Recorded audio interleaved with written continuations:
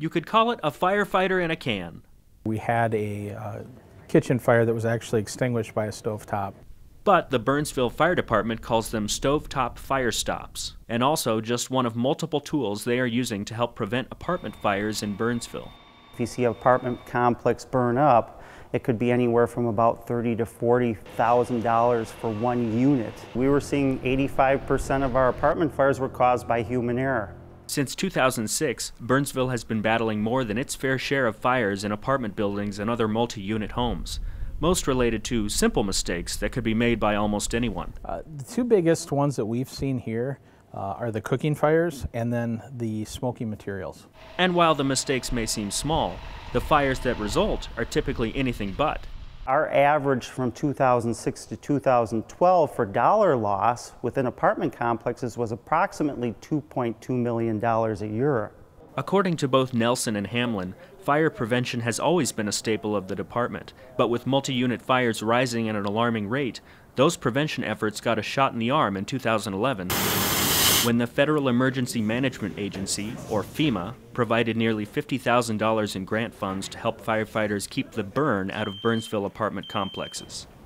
We saw an opportunity to where we could access a grant through FEMA, and fortunately we received the funds to try to take on this problem that we have with multi-housing fires. As part of the grant, the department purchased and distributed a number of fire prevention tools to its multi-unit housing communities, including cigarette extinguishing ashtrays for decks, a DVD providing fire prevention tips in multiple languages, and stovetop fire stops, which release a fire-suppressing powder when activated by a large stovetop flame.